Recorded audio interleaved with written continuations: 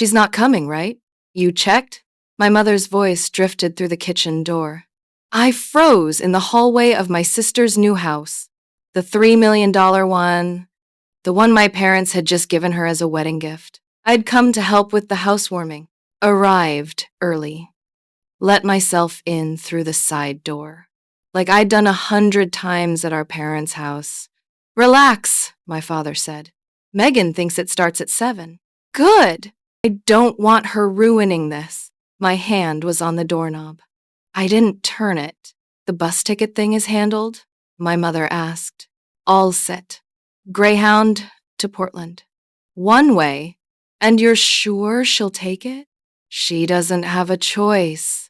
My father laughed. Actually laughed. I already called her landlord. Told him she was leaving. The shelter there will take her. It's a homeless shelter, Margaret. They take anyone. Silence. Then my sister's voice. Rachel. I just want her gone. Forever this time. She will be. You promise? No more guilt trips? No more awkward holidays? I promise. My mother's voice softened. It's for the best, sweetheart. She's always held you back. She's always been the mistake. That was my father. Saying it so casually, like he was commenting on the weather, like he was noting that the coffee had gone cold. Should we tell her about the trust money? My mother asked. Absolutely not. That's for Rachel's children. All of it? Even the portion that was supposed to be Megan's? There is no Megan's portion. There never was. What about when your mother asks? Mom's 86. She won't remember anyway. They all laughed. The three of them. My parents. Me sister. Laughing at the thought of me. Homeless. Gone. Forgotten. I stood in that hallway for 10 minutes. Maybe longer. Listening to them plan my disappearance. Like I was a problem to solve. A stain to remove. A mistake to erase. And the worst part? They'd been planning this for months. I'd been the spare daughter my entire life. But I never knew they were actively working to get rid of me. Until that moment. Let me tell you how I got here. And what happened when I walked into that kitchen anyway. Rachel was born first. 18 months before me. And from the moment I arrived, I was competing for space. Space she'd already claimed. Rachel walked at 9 months. My mother would tell anyone who'd listen. Megan took 14. Rachel spoke in sentences before she was 2. Megan was still babbling at 3. The comparisons never stopped. They were the background music of my childhood, a constant hum that followed me everywhere. I remember being 5 years old, standing in the doorway of my parents' room, watching my mother brush Rachel's hair. 100 strokes. Every night. Your hair is like silk, she'd coo, just like mine when I was young. I would stand there, waiting, hoping she'd notice me, hoping she'd brush my hair too. She never did. Go to bed, Megan, she'd say without looking up. You have school tomorrow. I remember my 7th birthday. I was so excited. 7 felt important, like I was finally becoming a real person. My mother made a cake. Chocolate with pink frosting? My favorite. But when I came downstairs that morning, the cake was gone. Rachel's friend had a last-minute birthday party, my mother explained. I didn't have time to make another cake. We'll celebrate yours next week. We never did. That cake was meant for me. But Rachel needed it more. Rachel always needed things more. I remember the school talent show when I was 9. I'd practiced a piano piece for weeks. Chopsticks. Nothing fancy. But I'd worked so hard. My fingers knew every note. I'd imagine my parents in the audience, clapping, proud. Finally proud of me. On the day of the show, my mother called the school. Megan won't be performing, she said. She needs to watch her sister's tennis match. I sat in the bleachers that day, watching Rachel hit balls back and forth, hearing my parents cheer every point, while somewhere across town, an empty spot waited on a stage, a spot where I was supposed to stand. I remember the Christmas I was 11. Rachel got a laptop, top of the line, the newest model. For her schoolwork, my parents said. She used it to chat with friends. I got a sweater. From the clearance rack, the tag was still on it. 60% off. I didn't complain. I knew better by then. Complaining just made things worse. Be grateful, my father would say. Some children get nothing. As if I should thank them for remembering I existed at all. Rachel got the big bedroom upstairs. The one with the bay window. The one that looked out over the garden. The one with the walk-in closet and the attached bathroom. I got the converted storage room in the basement. One small window near the ceiling. Concrete walls painted white to look less like a cell. A bathroom down the hall that I shared with the washing machine. When it rained, I could hear the water gurgling through the pipes. When my parents walked overhead, the ceiling creaked. I spent countless nights down there, listening to the muffled sounds of family life above me. Rachel's laughter, my mother's voice, my father's footsteps, and me underground, like something they wanted to bury. Rachel got dance lessons, piano lessons, tennis lessons, private tutors for math and French, summer camps in Vermont, study abroad programs in Paris. I got hand-me-downs and homework help from the librarian, a woman named Mrs. Patterson who took pity on me. She let me stay after school, use the library computers, read books until closing time. She never asked why I didn't want to go home. She just let me stay. Rachel's report cards went on the refrigerator, displayed like museum pieces, laminated sometimes. Look at these grades, my mother would beam. Our Rachel is going to change the world. Mine went in a drawer, the one by the back door, with the expired coupons and dead batteries.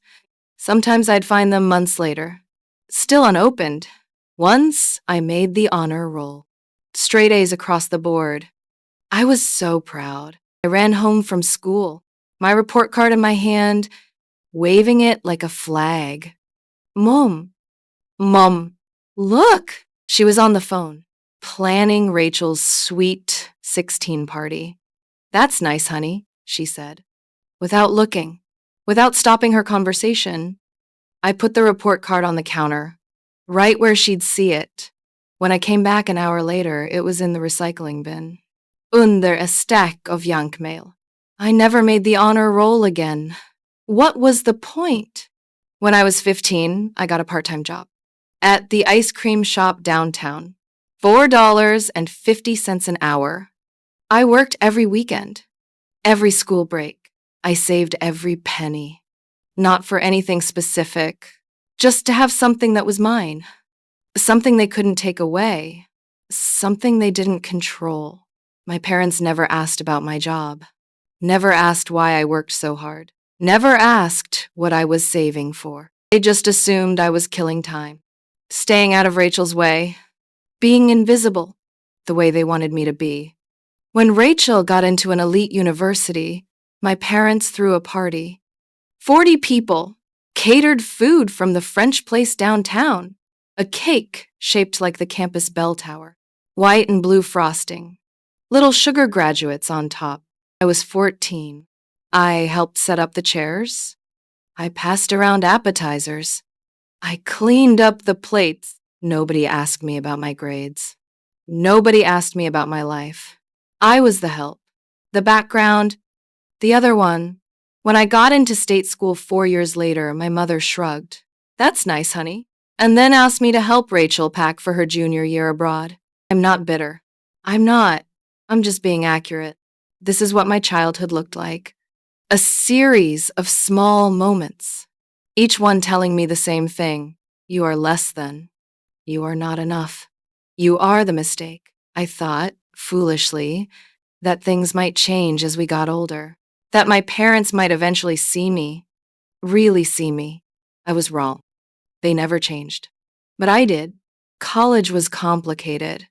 I chose a state school 2 hours away, close enough that I could come home for holidays, far enough that I wouldn't have to see them every day. I worked 2 jobs, a coffee shop in the morning, a tutoring center in the afternoon. I paid for everything myself. Tuition, books, food. My parents had made it clear. We can't afford to help you, my mother said.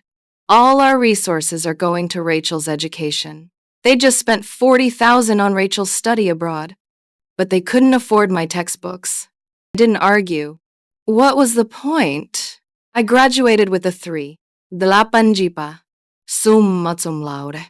I'd worked so hard for that. 4 years of balancing classes and jobs.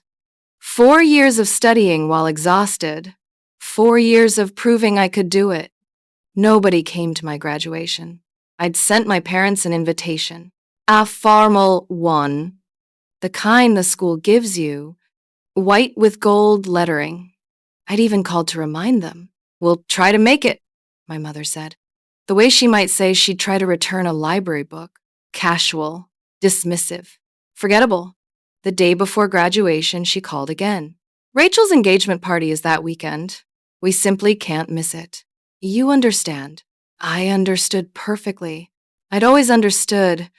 My parents were at Rachel's engagement party. A week-long celebration in the Hamptons.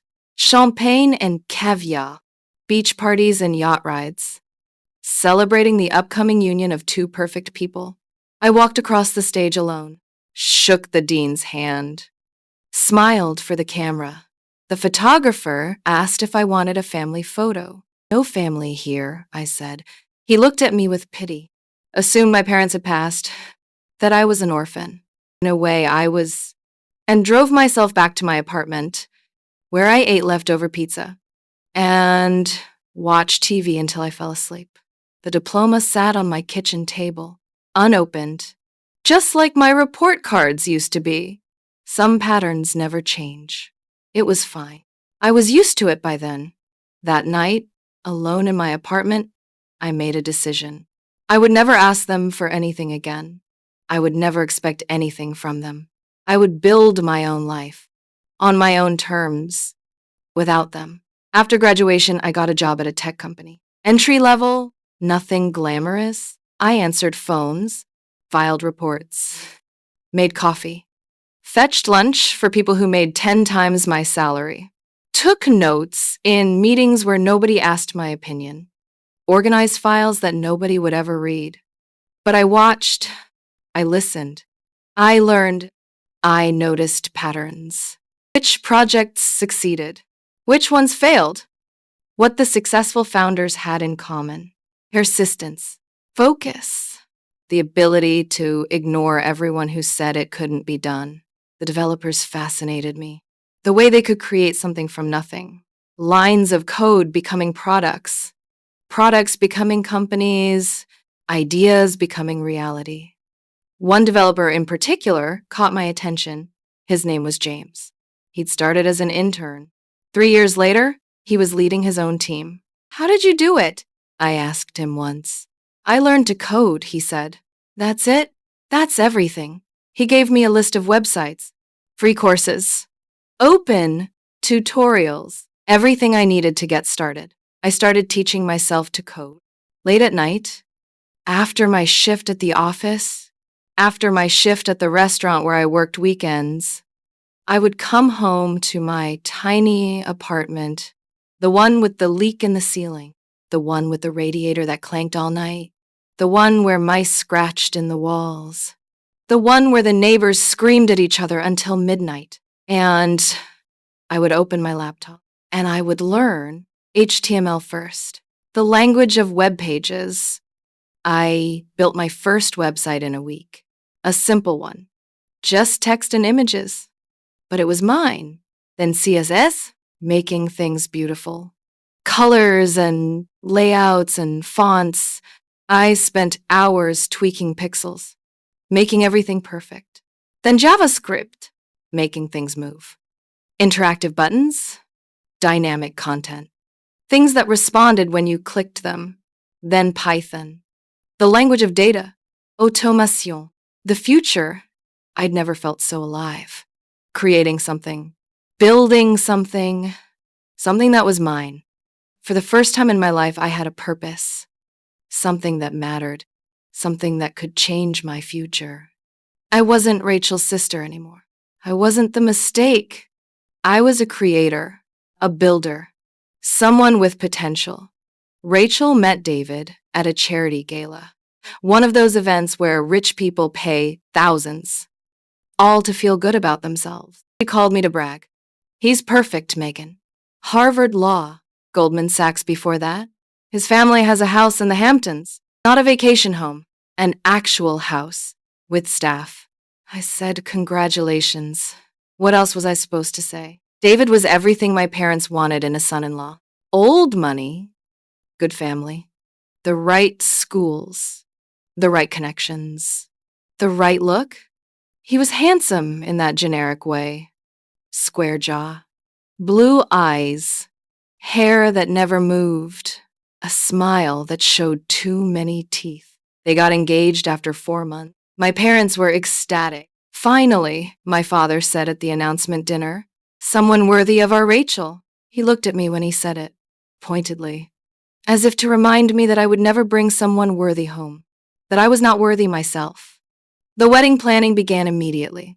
And, of course, they were paying for everything. Only the best for our Rachel. That's what my father said. Over and over again. Only the best. Only the best. Only the best. I heard it in my sleep. The venue alone cost more than I'd made in the past 3 years. The Johnson Estate. 200 acres. A restored Victorian mansion. Gardens designed by some famous landscape architect. $250,000 just for the space. For one day, I know because I overheard my mother bragging about it at Christmas. We wanted the Belmont, she whispered to her friends. But the Johnson estate is so much more exclusive. $250,000 just for the space, plus catering, plus flowers, plus the band. Rachel deserves it. I was at that Christmas dinner, sitting at the far end of the table, next to the coat rack. Literally next to the coat rack. There was a coat draped over the chair next to me, as if someone had considered sitting there and then decided against it.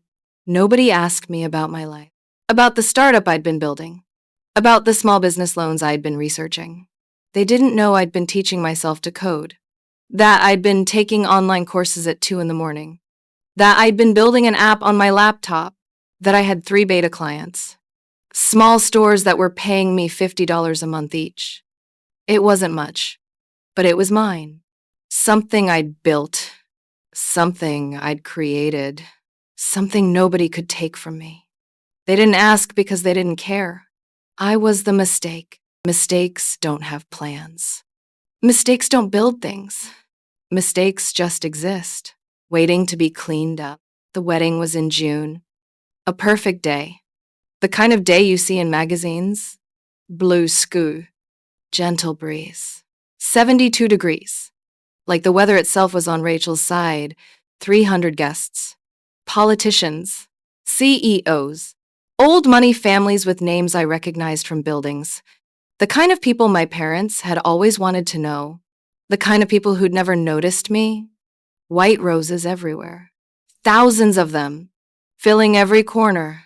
Climbing every trellis. Spilling from every vase. The air was thick with their scent. Sickly sweet. Almost suffocating. Overwhelming. Like the flowers were trying to prove something. Like more was always better. Like excess was the point. My sister looked beautiful, I'll give her that. The dress cost more than my car. More than everything I owned, probably. More than I'd earned in the past 2 years. Handmade lace. Imported from somewhere in Europe. Some designer whose name I couldn't pronounce. Beading that took 300 hours. Embroidery done by artisans in Paris. A veil that cost more than my college tuition. She looked like a princess. A fairy tale come to life. Everything she'd always wanted to be. And everyone kept telling her so. You're stunning. The most beautiful bride I've ever seen. Rachel, you're glowing. A chorus of compliments.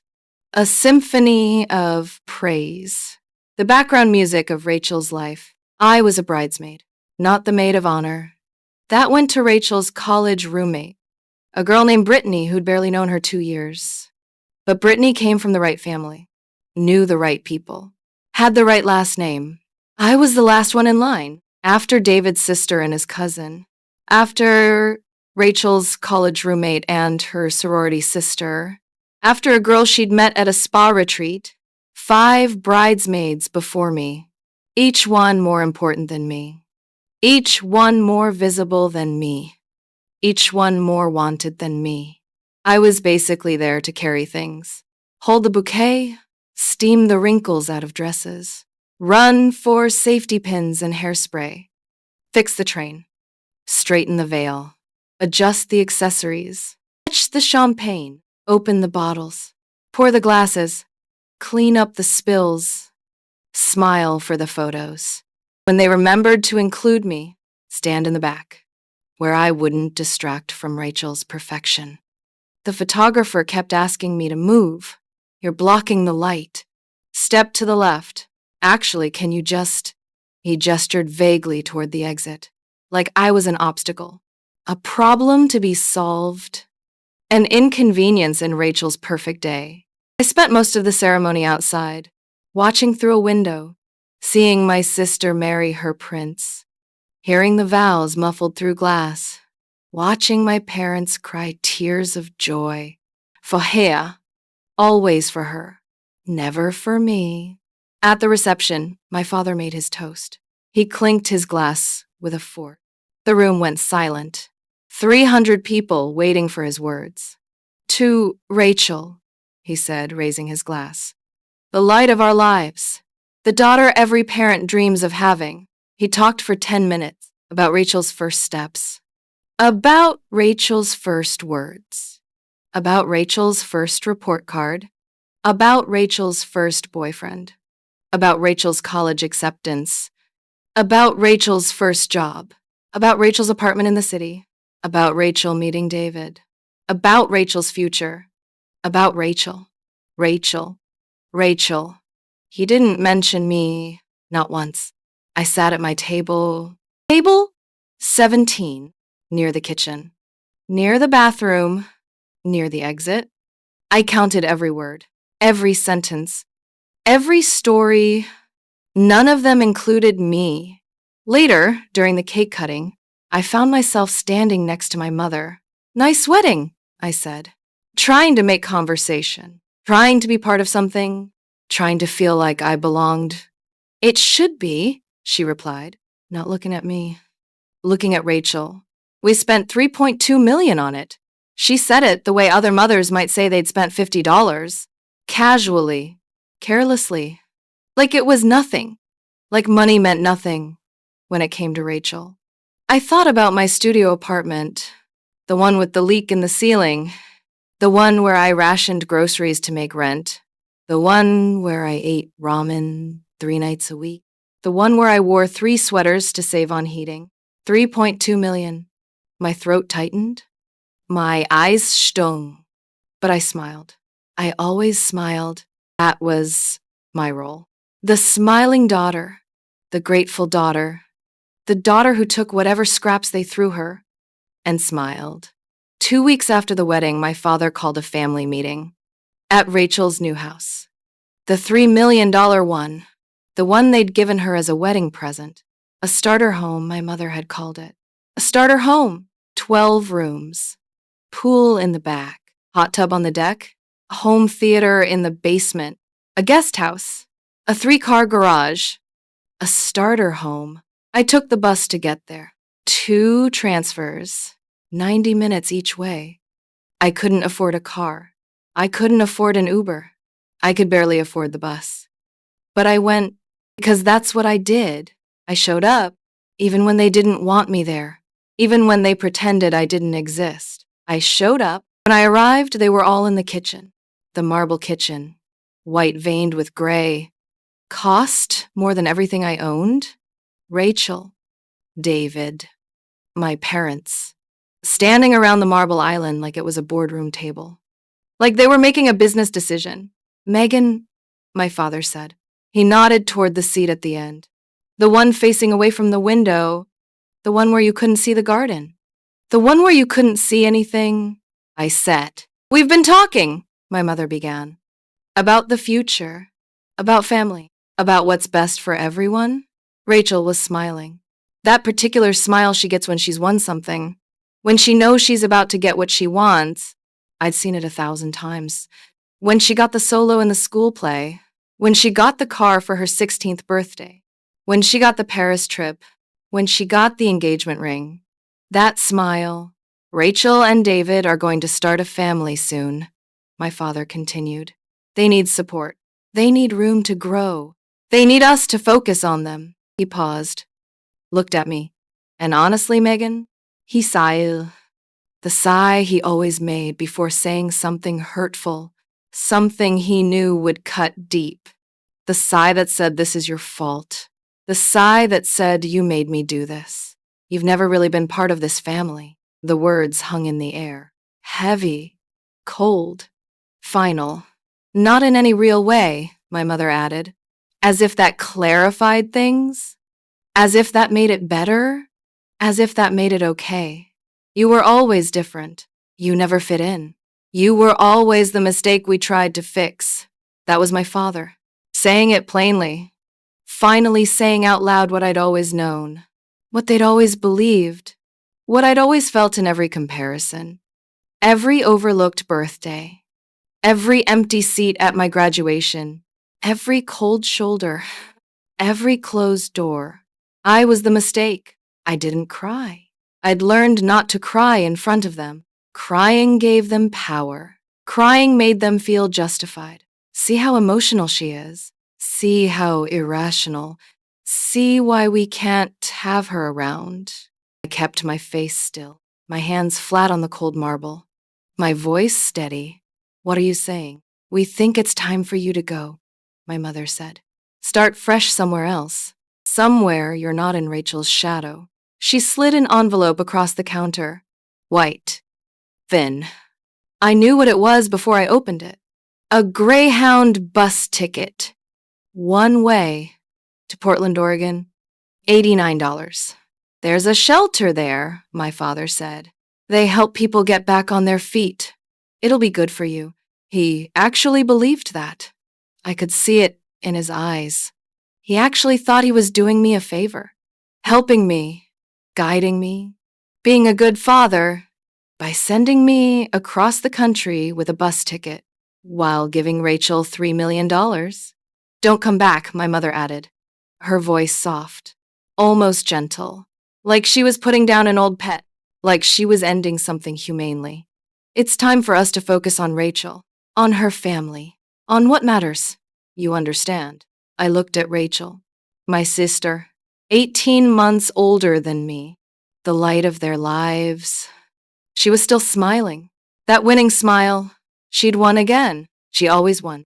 Safe travels, Meg, she said. And then she turned to David. Should we show them the nursery designs? Just like that.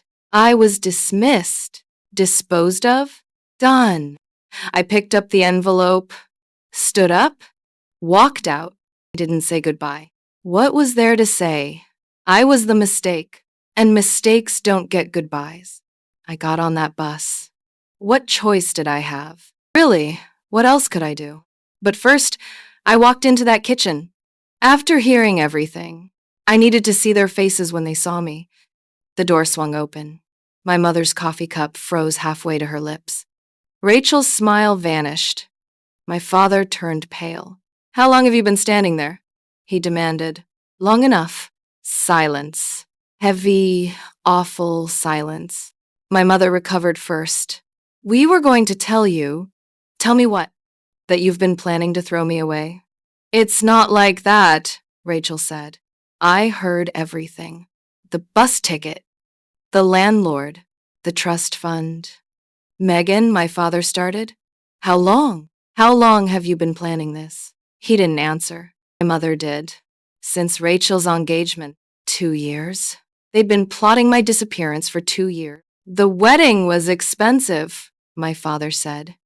As if that explained anything. As if money justified erasing your own child. We needed to focus our resources. On Rachel? I said. On our family, he corrected. I'm your family. No, Megan, you're not. He said it so matter-of-factly. Like it was obvious. Like everyone knew. You've never been part of this family. Not really. We tried, my mother added. God knows we tried. But some mistakes can't be fixed. They can only be removed.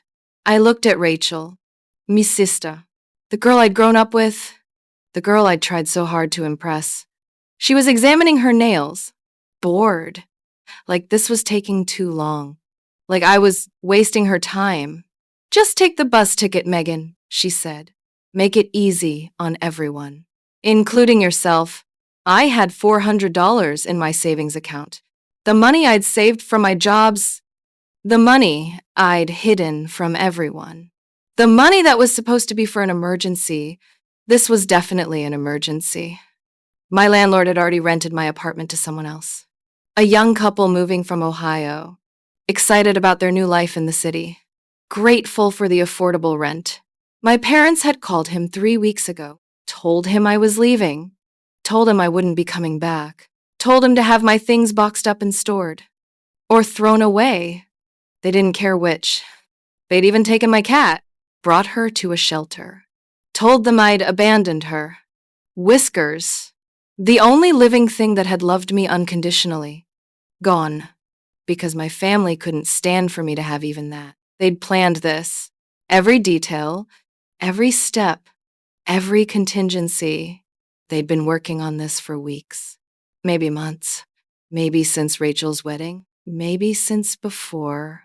Coordinating, strategizing, meeting without me, talking about me like I was a problem to solve, an obstacle to remove, a stain to clean, making sure I had nowhere to go, no apartment to return to, no job to keep me there, no reason to stay, no one to turn to, no friends who would fight for me, no family who would take my side, no support system at all, nothing to fall back on. Nothing except myself. Nothing except my skills. Nothing except my determination. Except that bus ticket. $89. The sum total of what I was worth to them. So I took the bus. The station was downtown. Gray and dingy. Fluorescent lights that buzzed. The smell of diesel and fast food. I bought a sandwich for the trip. Turkey on white. Nothing special. But it was the last food I'd eaten in that city. In the city where I was born, in the city where I grew up, in the city that never wanted me, 36 hours across America. The longest journey of my life, through cities I'd never seen.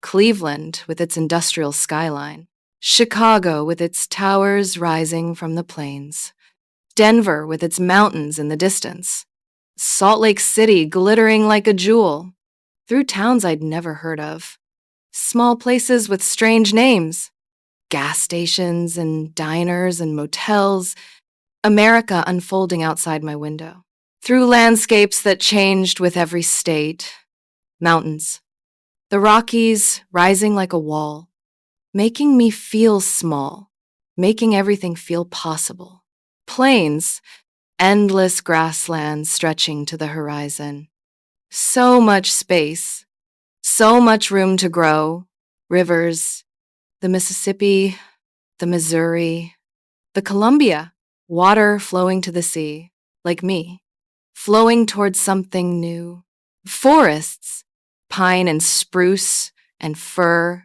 green as far as I could see, life growing wild and free.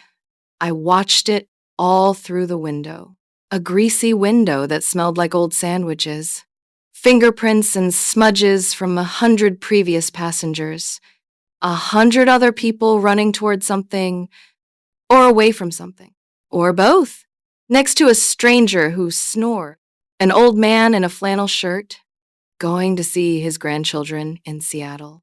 He told me his life story in Ohio. I pretended to sleep after that. Behind a baby who cried for 300 miles, a young mother traveling alone, exhausted, overwhelmed, doing her best. I gave her my sandwich. She looked like she needed it more than me. Thinking about everything, every moment of my childhood, Every comparison, every rejection, every time they chose Rachel over me. Thinking about nothing, just the rhythm of the road, the hum of the engine, the blur of the landscape. Mostly thinking about what came next. Portland was waiting. A city I'd never seen, a life I'd never lived, a future I'd never imagined. And somehow, despite everything, I felt hope. Not because of what I was leaving behind, but because of what I was heading toward. Something new, something mine, something nobody could take away. When I got to Portland, I didn't go to the shelter. I had something better. Plan. See, that startup I'd been building? The one nobody knew about. The one I'd worked on in secret. Late nights, early mornings, every spare moment. It started with a problem I'd noticed at the restaurant. The owner was always running out of things. Ketchup one week, napkins the next. He'd order too much of one thing, not enough of another. He'd lose money on spoiled inventory, miss sales because popular items weren't in stock. I thought there had to be a better way. So I built one. It was an app, a simple one. It helped small businesses manage their inventory, track their stock, automate their ordering, save them time and money. The first version was ugly. The code was messy. It crashed sometimes. But it worked. It actually worked. I showed it to the restaurant owner. He stared at his screen for 10 minutes, clicking through the features, looking at the reports, seeing his inventory laid out clearly for the first time. How much? He asked. $50 a month. I'll take it. That was my first real client. Nota beta tester. A paying customer. $50 a month. Someone who believed in what I'd built. Nothing revolutionary. Nothing that would change the world. But I'd built it myself. Every line of code, every feature, every button. I had 3 beta clients already. Small stores that were paying me $50 a month each. $150 a month. Not much, but it was mine. Something I'd created. Something I'd built. Something nobody could take from me. Something that had value. Real, measurable, undeniable value. Not because of my family. Not because of connections or money. Because of my skills. My work. My brain. I found a room in a house with 4 other people. A Craigslist ad. Room available. $400 month. Must be cool. That was the entire listing. I wasn't sure I qualified as cool, but I was desperate. And desperate counts for something. The house was old. Victorian. Peeling paint and creaky floors. A porch that sagged in the middle. A yard full of weeds and wildflowers. It was perfect. It was everything my parents' house wasn't. Imperfect. Real. Warm. Strangers who became friends. The first real friends I'd ever had. People who liked me for me. Not because of who my sister was. Not because of what family I came from. Just because of who I was. Maya was a graphic designer. 27. Pink hair and nose ring. She'd grown up in foster care. Aged out at 18. Never had a family either. She understood. She helped me make my app look professional. Designed the logo. Created the color scheme. Made everything beautiful. Refused to take money for it. Pay me back when you're rich, she said. Jake was a marketing guy. 29. From a small town in Kansas. His parents had kicked him out for being gay. He'd hitchhiked to Portland with $40. Sound familiar? He taught me how to sell, how to pitch without being pushy, how to listen to what customers needed, how to turn no into yes. Linda was a lawyer, 32. She'd left a big firm to find herself, working part-time for legal aid, helping people who couldn't afford attorneys. She helped me incorporate, set up the LLC, wrote the terms of service, protected everything I was building, did it all for free. Small businesses need protection too, she said. Steve was just Steve. 53. He'd lost his wife to cancer 5 years ago, lost his house to medical debt, lost his will to live for a while. Portland saved him. We saved him. He saved us. A guy who worked at a grocery store, stocking shelves overnight, coming home at dawn, but he cooked dinner every night. Before his shift, elaborate meals, pasta and roasts and homemade bread, things he'd learned to cook for his wife, things he needed to cook for someone, and made sure we all ate, gathered around a wobbly table, mismatched chairs, chipped plates. The best meals of my life. We were a family of misfits, people the world had rejected, people who'd found each other, outcasts, from families who didn't understand, from towns that were too small, from lives that didn't fit. Rejects. The throwaway people, the ones society forgot, the ones who weren't supposed to make it, people nobody wanted except each other. And we took care of each other in ways our families never had, in ways we'd never been cared for before, in ways that made everything possible. I worked 18-hour days, not because I had to, because I wanted to. For the first time in my life, I was working for myself, building something for myself, creating something that was mine. Iate at Raymond and Rice, not because I couldn't afford better, because every dollar I saved went back into the company, into servers, into marketing, into making the product better. I remember my first server crash, 3 a.m. All my clients were down. Their businesses couldn't function. I sat on my bed, laptop burning my legs, sweat running down my face, trying to fix code I barely understood. Maya brought me coffee. Linda looked up hosting companies online. Jake stayed up with me just so I wouldn't be alone. Steve made scrambled eggs at 4 a.m. We fixed it by dawn. Barely. But we fixed it. That's when I knew I had something special. Not just a product, a team. People who believed in me. Even when I didn't believe in myself, I learned to code better, took more courses, read more books, wrote more code. I found mentors online, developers who answered my questions at midnight, entrepreneurs who shared their failures, strangers who became teachers. The internet gave me what my family never did: support, encouragement, belief. I learned to sell cold calls. Most of them ended in rejection. Not interested. We already have a system. Who are you again? But some of them ended in yes. And every yes was proof. Proof that my idea had value. Proof that I had value. Cold emails. I sent hundreds of them. Thousands, eventually.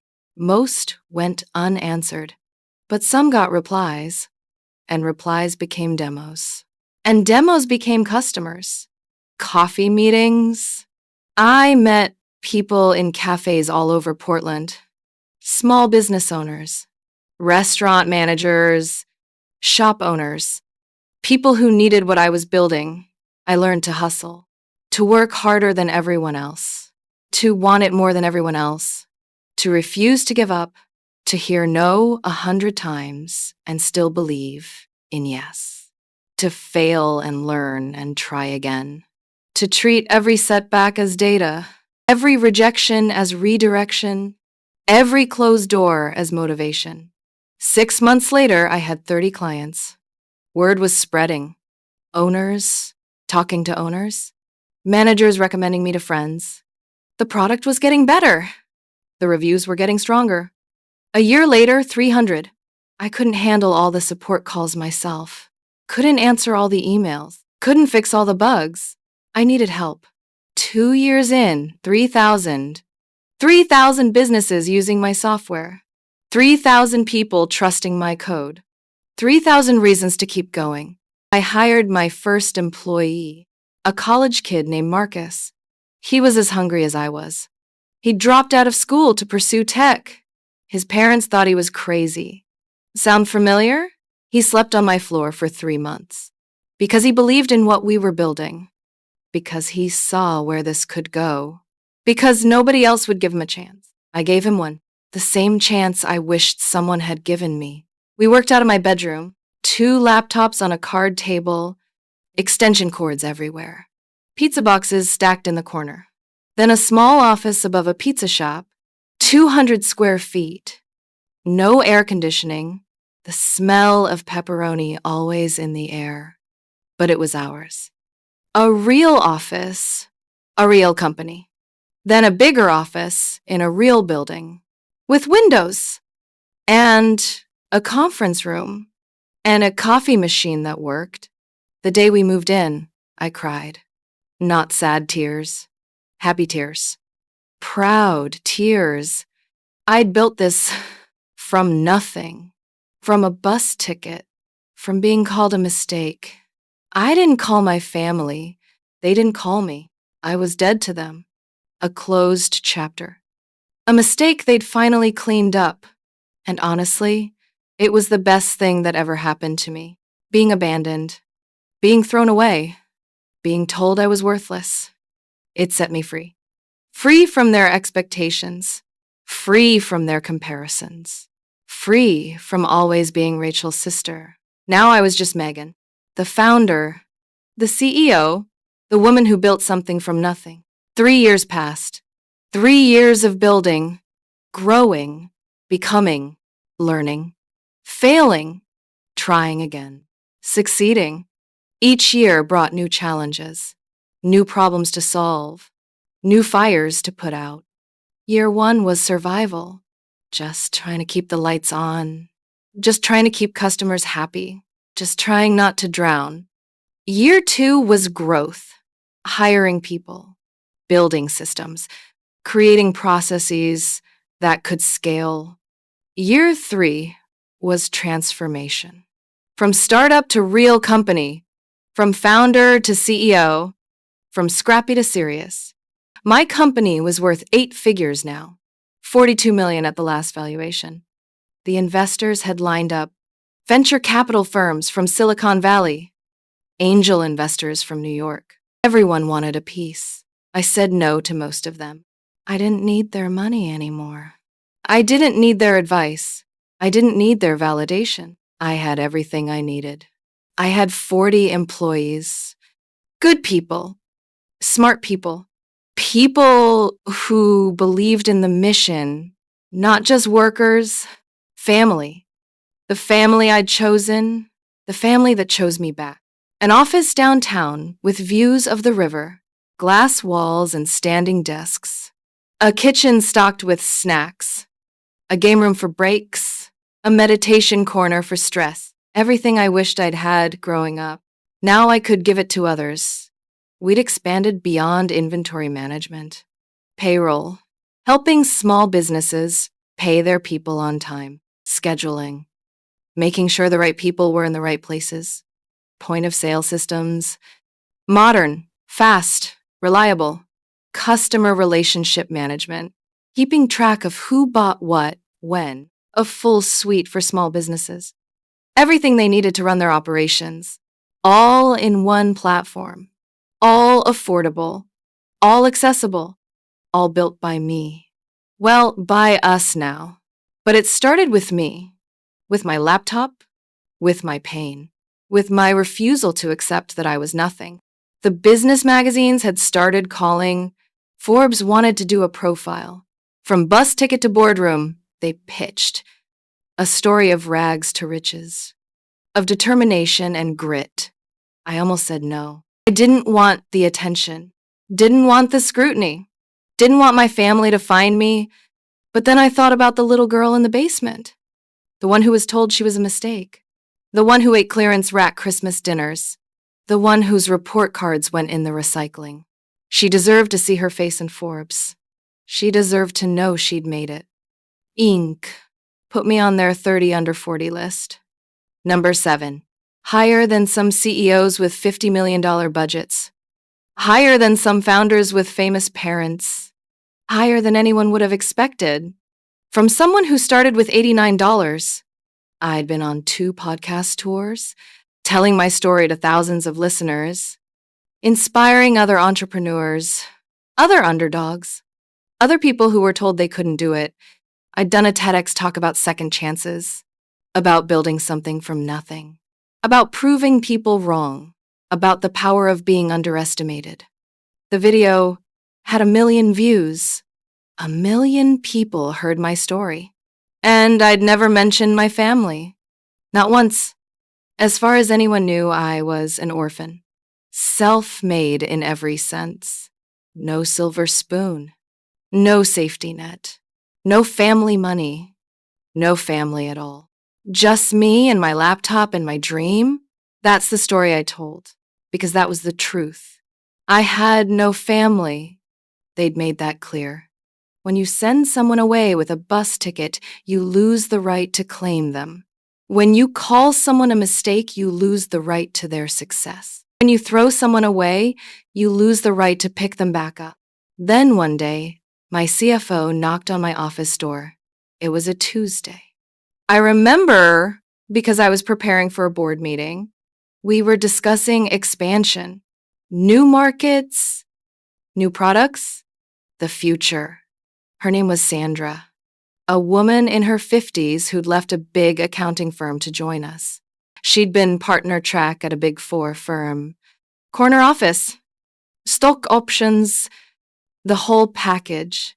But she'd hated it, hated the corporate politics, hated the soul-crushing sameness, hated what she was becoming. So she'd walked away, took a pay cut to join a startup. Miss Startup. She believed in what we were building, in helping small businesses, in democratizing technology, in giving underdogs a chance. And she was very, very good at finding things, information, patterns, secrets. She had contacts everywhere, former colleagues at every firm, access to databases I'd never heard of, a network that spanned decades. "There's something you should see," she said. Her voice was careful, the way it got when she had delicate news. "It's about a property in Massachusetts." My stomach tightened. I knew before she said it, something in her tone, something in the way she was standing. She slid a foreclosure notice across my desk, a thick packet of papers, legal documents, bank notices, court filings, auction announcements.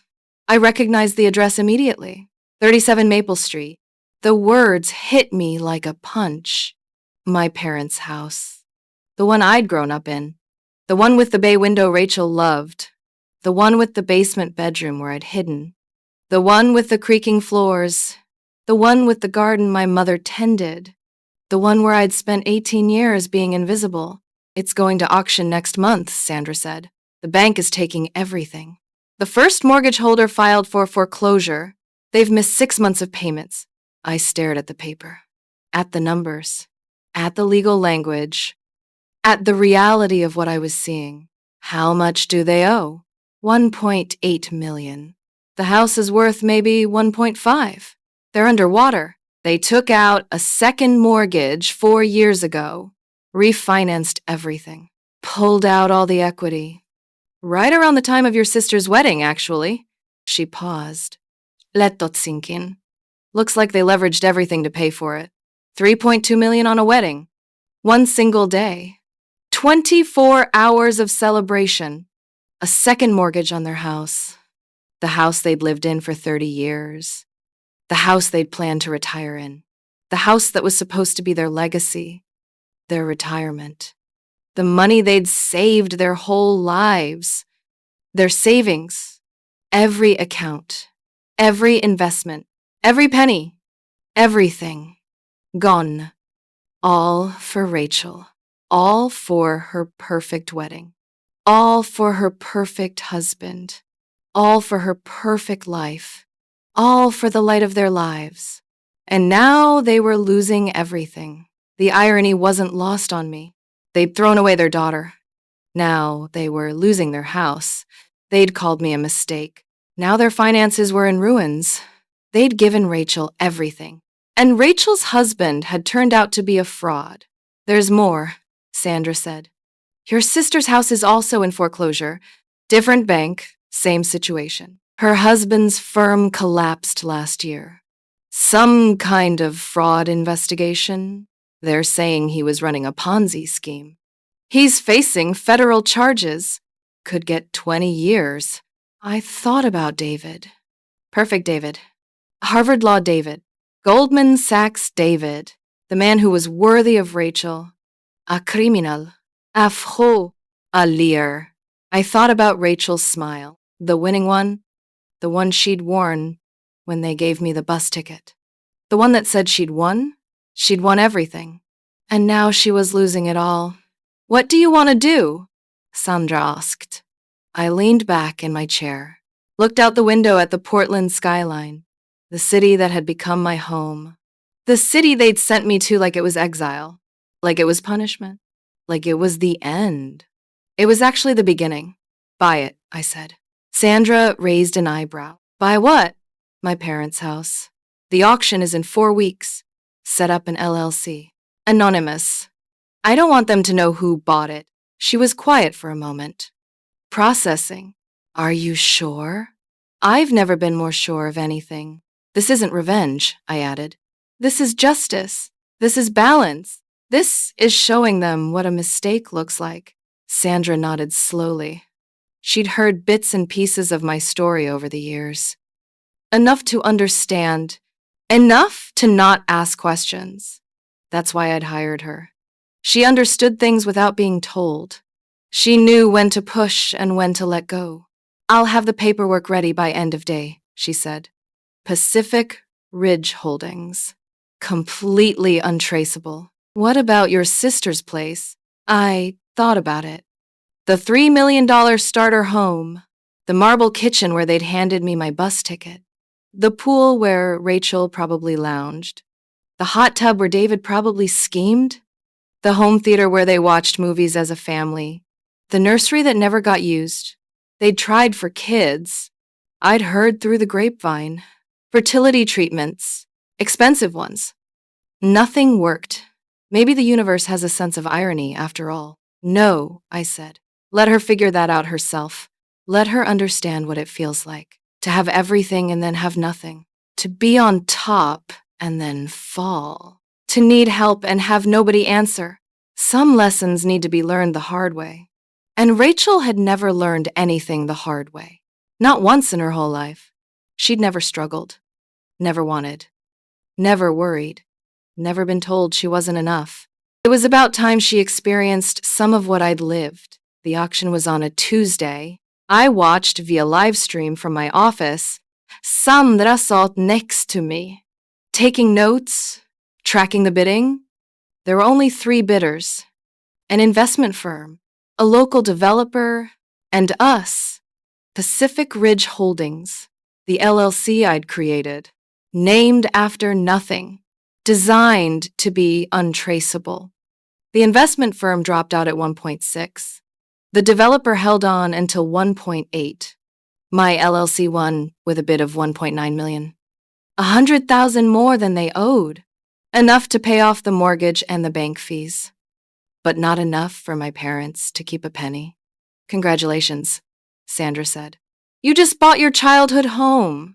I didn't feel anything. Not joy. Not satisfaction. Not revenge. Just a strange numbness. Like I was watching someone else's life. They had 30 days to vacate. Standard foreclosure terms. 30 days to pack up their lives. 30 days to figure out where to go. 30 days to understand what it felt like. To be thrown away. I sent a property management company to assess the house. To do a walkthrough. To document the condition. They reported back that it was in good shape. The current occupants seem shocked, the manager said. They keep asking who bought it. Who's behind the LLC? We told them it was an anonymous holding company. They're very upset. The husband asked if we could delay the move. Said they had nowhere to go. I bet they were upset. For the first time in their lives, they weren't in control. They didn't know who held the power. They didn't know who was making the decisions. They were helpless, the way I'd felt my entire life. What did you tell them about the delay? I asked. We said no. 30 days is 30 days. Good. The tables had turned. And they didn't even know who was sitting on the other side. Day 29. One day before they had to leave, I flew to Massachusetts, first class, because I could, because I'd earned it, because nobody could tell me I didn't deserve it. I rented a car at the airport, a nice one, a luxury SUV that cost more per day than my old apartment. I drove to my old neighborhood. The streets looked the same. The same trees, the same houses, the same American dream. I parked outside my childhood home, 37 Maple Street. The house looked smaller than I remembered. Older, tired. The paint was peeling. The lawn was overgrown. The garden my mother used to tend was full of weeds. There was a sold sign on the lawn, red and white, and a moving truck in the driveway. A rental, the cheap kind, not the full-service movers Rachel would have used. The kind where you do everything yourself.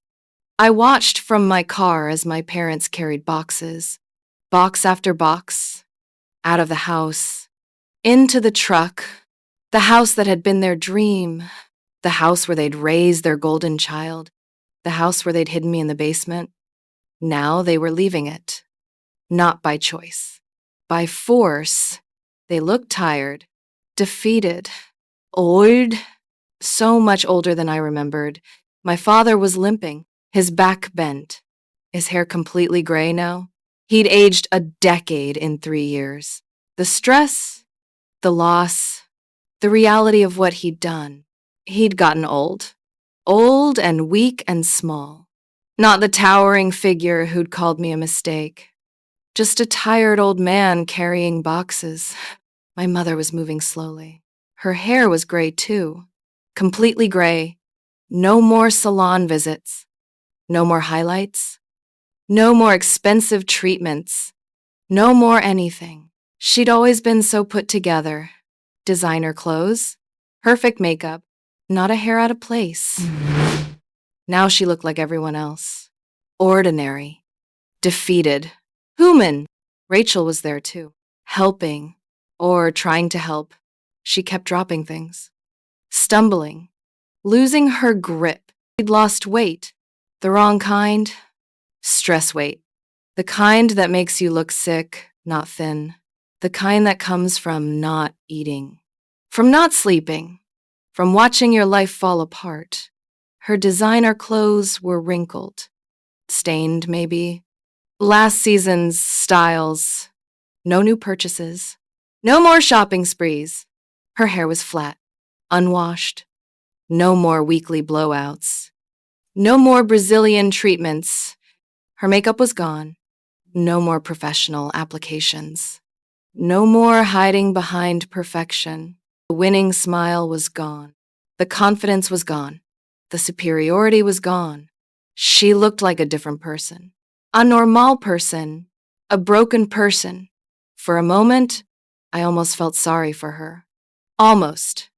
Then I remembered the smile she wore when they gave me the bus ticket. The way she'd turned to David without missing a beat. Should we show them the nursery designs? As if I was already gone. As if I'd never mattered at all. The almost pity disappeared. Replaced by something colder. Something harder. Justice. I watched them for an hour. Loading the truck. Arguing about what to keep. My mother crying. My father snapping at her. Rachel on her phone, begging someone for help. Pleading. Desperate. Please, I heard her say. There must be something. We don't have anywhere to go. Please. There was silence. The person on the other end hung up. Rachel threw her phone at the ground. Screamed, then picked it up again. And made another call. Nobody wanted to help them. Nobody wanted to save them. They'd spent their whole lives taking from everyone. From me. And now they had nothing left to give. And nobody left to take from. Then I got out of the car, walked up the driveway, my heels clicking on the pavement, my designer bag over my shoulder, my clothes worth more than everything in that moving truck. They didn't notice me at first, too focused on their boxes, their problems, their collapsing world. Need some help? I asked. My father turned first. He was holding a lamp, one I remembered from the living room. It slipped from his fingers, shattered on the driveway. His face went through 5 emotions in 2 seconds. Confusion, recognition, shock, fear, and then something I'd never seen before. Shame! Megan? He whispered. My mother dropped her box. It hit the ground with a thud. I heard glass shatter inside. Something breaking. Something valuable. Irreplaceable. Gone. Rachel just stared. Her mouth open. No words coming out. Her phone forgotten in her hand. Hi, I said. Casual. Like I was commenting on the weather. Like I was noting that the coffee had gone cold. It's been a while. What are you? My father started. He couldn't finish. Couldn't form the words. Couldn't understand what he was seeing. I heard you were moving, I said. Thought I'd stop by. I looked at the house. My house now. New owner coming tomorrow. My mother's hand went to her chest. She was breathing fast. Too fast. Do you know who bought it? She asked, her voice shaking. Breaking. We've been trying to find out. We called the bank. We called the LLC. Nobody would tell us anything. We thought maybe we could make a deal. Stay as tenants. Pay rent. Something. She was begging. My mother was begging me. And she didn't even know it. Actually, I said, I do know who bought it.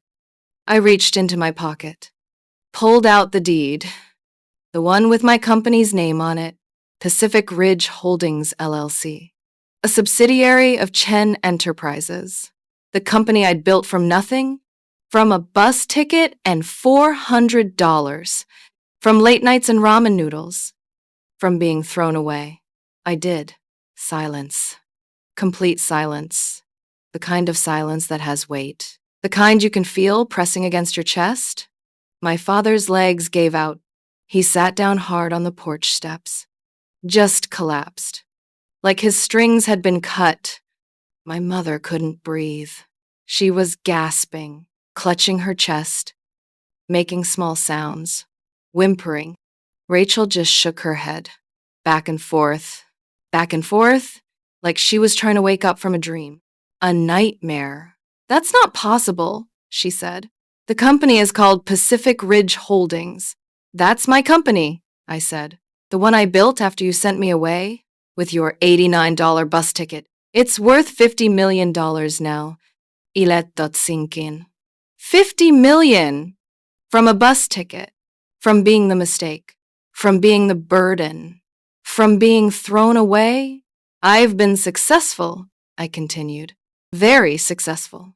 Forbes wrote about me. Inc. put me on their list. I did a TEDx talk. I have 40 employees, an office downtown, a penthouse with a view, a life. I paused. No thanks to any of you. My father was crying now. Actual tears. Streaming down his face. I'd never seen him cry before. Not once in 32 years. Not at funerals. Not at weddings. Not ever. But he was crying now. Sobbing. Like a child. Megan, we're sorry, my mother said, her voice barely a whisper. We made a terrible mistake. We were wrong. We were so wrong. Please. Please let us stay. We'll pay rent. Whatever you want. We'll do anything. Please.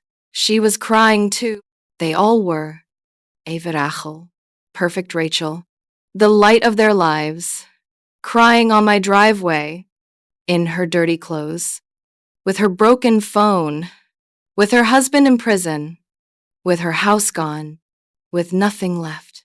I looked at them. My family. The people who'd called me a mistake. Who'd given my sister $3 million.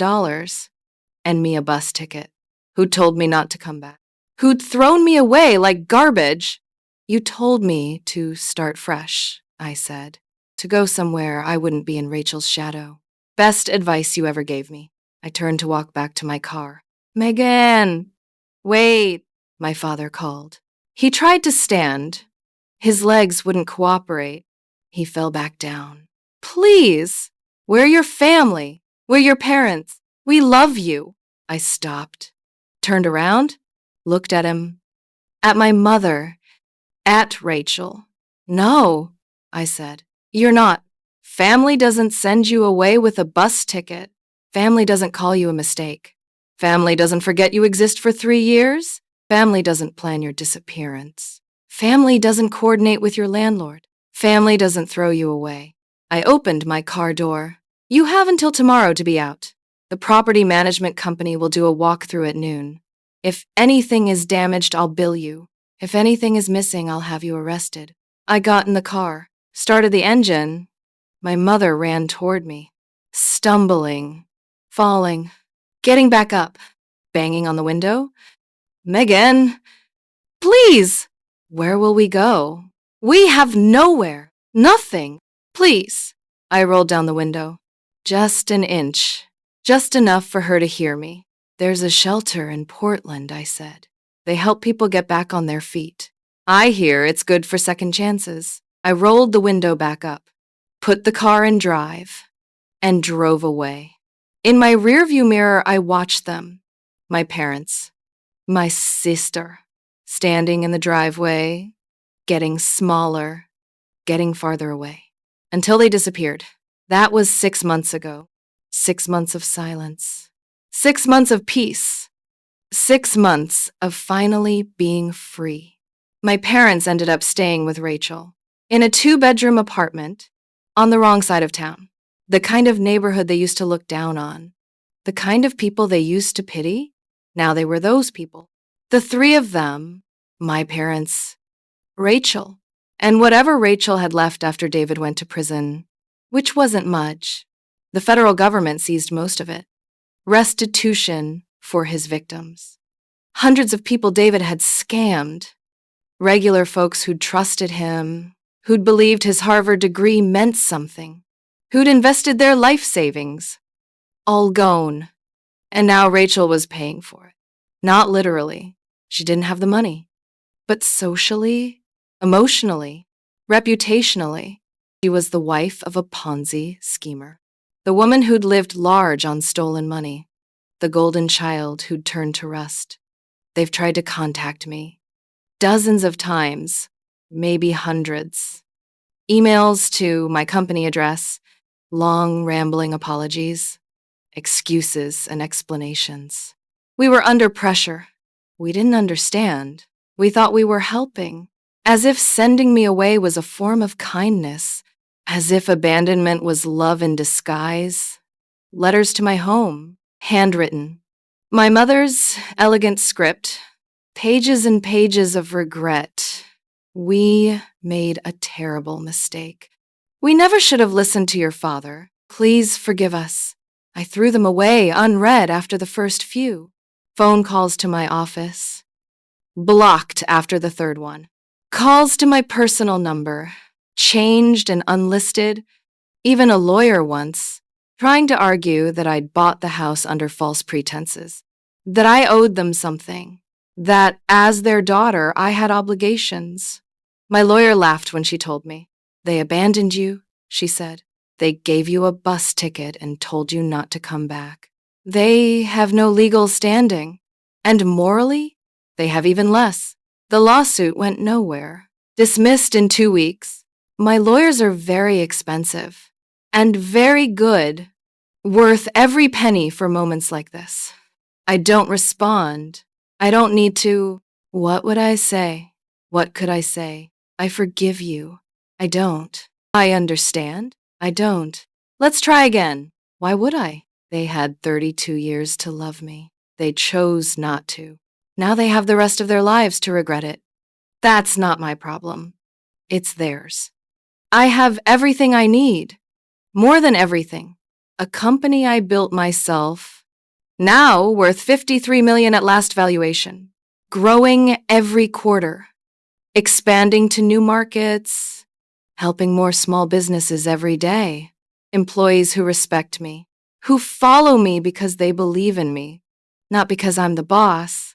Because I've earned their trust. A penthouse in Portland. 23rd floor. Floor-to-ceiling windows, the kind of home I used to see in magazines, the kind I never imagined living in. Now it's mine. A view of the mountains. Mount Hood in the distance, the Willamette River below, the city lights at night. Sometimes I stand at the window for hours, just looking, just breathing, just being grateful. Friends who became family. Maya still does our design work. She has her own team now. Jake runs marketing for a Fortune 500 company. We have dinner every month. Linda is a partner at a big law firm. She handles our contracts. Steve still cooks. He opened a restaurant downtown. I'm his biggest investor. We're still family. The family I chose. The family that chose me. And something money can't buy. Peace. The peace of knowing that I made it. Not because of them, but despite them. In direct opposition to their expectations. In complete defiance of their predictions. The peace of knowing that every rejection was a redirection. Every closed door was an opportunity. Every no was just fuel for the yes. They expected me to fail. I succeeded. They expected me to beg. I thrived. They expected me to come crawling back. I bought their house. They called me the mistake, the burden, the spare daughter, the afterthought. But here's what I've learned. Being underestimated is a gift, a secret superpower, a hidden advantage. When nobody expects anything from you, you're free. Free to fail without anyone watching. Free to experiment without criticism. Free to take risks without judgment. Free to try without anyone judging. Free to make mistakes without disappointment. Free to learn without pressure. Free to build without anyone interfering. Free to create without limitations. Free to dream without restrictions. Free to become whoever you want to be. Without their expectations. Without their comparisons. Without their shadow. My parents gave Rachel $3 million. A house. A wedding. Everything she asked for. Everything she wanted. Everything they could afford and then some. They gave me something better. A reason to prove them wrong. An enemy to defeat. A fire to fuel my ambition. And I did. I proved them wrong. Every single day, every success, every milestone, every achievement is proof that they were wrong about me. That I was never the mistake. They were. If you're listening to this story, if you've ever been the one who was overlooked, the one who was dismissed, the one who was told they'd never amount to anything, the one who was sent away with nothing, I want you to know something. The people who doubt you are not your destiny. They're just your motivation. Take whatever they give you, even if it's an $89 bus ticket, even if it's rejection, even if it's pain, and build something they never saw coming.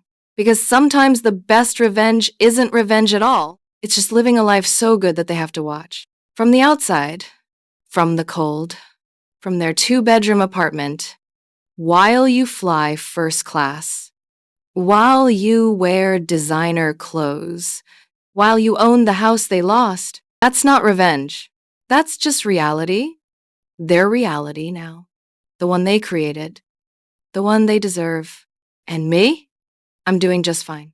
Better than fine. I'm thriving. Thanks for listening to my story. If it meant something to you, come back anytime. There's always room on this porch for another conversation. Until next time.